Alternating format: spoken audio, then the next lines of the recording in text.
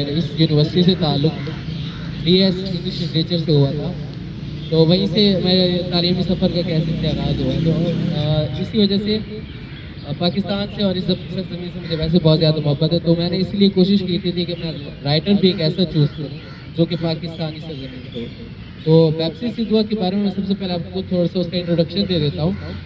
Pepsi सिद्धवा 1938 में उनकी burn हुई थी और उनकी मिलाद कराची में हुई थी, वो कराची में पैदा हुई थी। And after that she moved to Lahore, और उनकी जो मेन राइटिंग है वो उसकी पार्टीशन के ऊपर बहुत ज़्यादा रहती है, ठीक है ना। उन्होंने अपनी विजुअल यानी कि उन्होंने अपनी आंखों के सामने पार्टीशन होते हुए देखा था, और उनकी जो मेन मकबूलियत जो थी वो उनकी एक नावल था आइस कैंडी मैन, जिसको बाद में मूवी में अडॉप्ट किया गया, जिसका नाम अर्थ मूवी है, भाई दीपक मेहता की वो मूवी है। तो उसमें उनका क्या कहते हैं उसको अडप्टेशन थी उस नावल की, और वो टोटली पार्टीशन के ऊपर बेस्ड था, और हमारे कोर्स वर्क में भी हमें पढ़ाया जाता है। और उसके साथ साथ एक और उनका नावल है वाटर, उसके ऊपर भी इनकी मूवी है, वो भी दीपक मेहता ने अडॉप्टेशन की थी 2006। और आफ्टर दैट उसके बाद इनकी एक और क्या कहते हैं नावल है अमेरिकन बारात, और क्या कहते हैं नावल है द ब्राइड।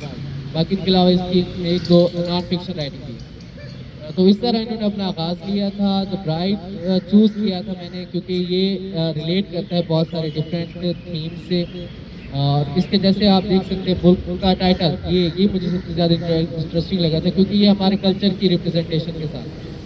तो सबसे पहले मैं बुक के ऊपर आ जाता हूँ। जैसे बुक की डिस्क्रिप्शन करूँगा मैं कुछ लाइन से जो कि इसी में लिखी गई है, क्या कहते हैं पेप्सी सिद्धवा की तरफ से, जो आई थिंक कि इस नावल को पूरी तरह डिस्क्राइब करते हैं। On the page number 142 she describes that the frightened girl began to cry, her muffled soul absorbed by the ancient walls of the cave, her father beside her slept undisturbed.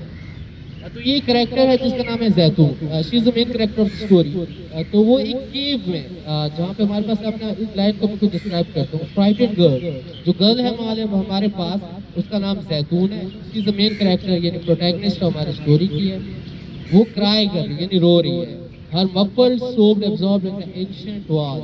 Ancient walls representation, in my point of view, क्योंकि ये मेरा analysis है। तो वो ancient वाल ना हमारे culture या सोसाइटी को शो कर रहा है कि हमारे जो ट्रेडिशन थे वो किस तरह थे। Her father beside her slept undisturbed, तो ये जो लाइन है तो ये हमारे अगर मेल अथॉरिटेटिव कैरेक्टर को देखा जाए तो जो यानी इसके फादर थे या जो एक फादर का रोल होता है, तो ये उस चीज़ को रिप्रेजेंट कर रहा है कि देखिए कि वो स्लेप्ट है अनडिस्टर्ब के ऊपर, हत्या के साथ ही उसकी बेटी एक केव में सो रही है, शी इज क्राइंग, बट उसको उस चीज़ की केयर नहीं। मतलब ये एक थॉट प्रोवोकिंग लाइंस भी थी, और आई थिंक सो अगर इस नावल को इस लाइंस की गिर्द घुमाया जाए तो मेरे हिसाब से यही होगा। इट्स माय ओवर, ठीक है। बाकी मैं आपको कुछ प्लॉट बता देता हूँ। स्टोरी कुछ इस तरह है कि हमारे जो कैरेक्टर है कासिम, वो स्टार्ट होती है स्टोरी वहाँ से। तो स्टोरी में क्या होता है कि कासिम ये बिफोर पार्टीशन की बात होती है, तो वो क्या कहते हैं उसके बाद इंडिया मूव कर जाता है। पहले वो कोहिस्तान से होता है, जो मेन हमारे अगर सेटिंग्स देखी जाए तो इस नॉवल में 3-4 जगहों की सेटिंग है। सबसे पहले कोहिस्तान, फिर लाहौर, और कुछ इसमें सोसाइटी डिस्क्राइब की गई अमेरिकन की थ्रू अ कैरेक्टर, वो हम उसके ऊपर जाके डिस्कस करेंगे कि उसने पेप्सी सिद्धवा ने अमेरिकन सोसाइटी को किस तरह डिस्क्राइब की।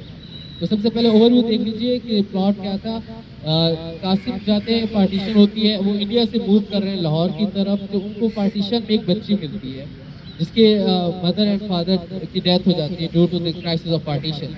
और वो लाइन्स इसके चैप्टर के स्टार्ट में 2-3 चैप्टर्स हैं जो पार्टीशन के डिस्क्राइब करते हैं अपने नॉवल्स में, पार्टीशन के थीम को लेकर चलते हैं। तो उसमें वो ज़्यादा बयान कर रही हैं कि अगर इस तरह देखा जाए तो औरतों के ऊपर पार्टीशन के वक्त क्या जुल्म हुआ था। तो वो बच्ची मिलती है कासिम को, कासिम को बिलोंग होता है कोहिस्तान से, तो वो उसके ऊपर उनको मिलती है, लेकिन उसके फादर एंड मदर की डेथ हो जाती है due to the partition crisis. उसके बाद वो उसको लेके आ जाता है लाहौर में। लाहौर में उसको एक फ्रेंड मिलता है निका पहलवान, और उसकी बीवी का नाम होती है मरीम।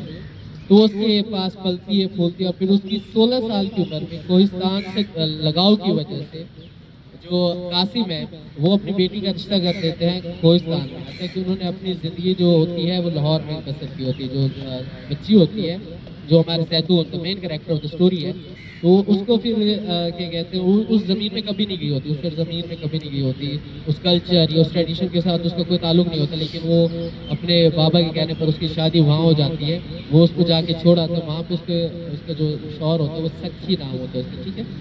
तो वो जो करेक्टर होता है सखी, वो एक मिसोजिनिस्ट सोसाइटी की रिप्रेजेंटेशन कर रहा है, अथॉरिटेटिव करेक्टर है वो, उस तरह उसकी उनके मैरिज रिलेशनशिप कैसे होते हैं वो उसमें डिस्क्राइब किए जाते हैं। फिर उसके बाद उसकी रिजिलियंस शो की जाती है और जैतून फिर वहाँ से क्या कहते हैं भाग जाती है, यानी कि अपनी रेजिस्टेंस दिखाती है अगेंस्ट दैट पैट्रियार्कल सिस्टम। तो ये ओवरऑल टोटली ओवरव्यू था इस सारे नावल का।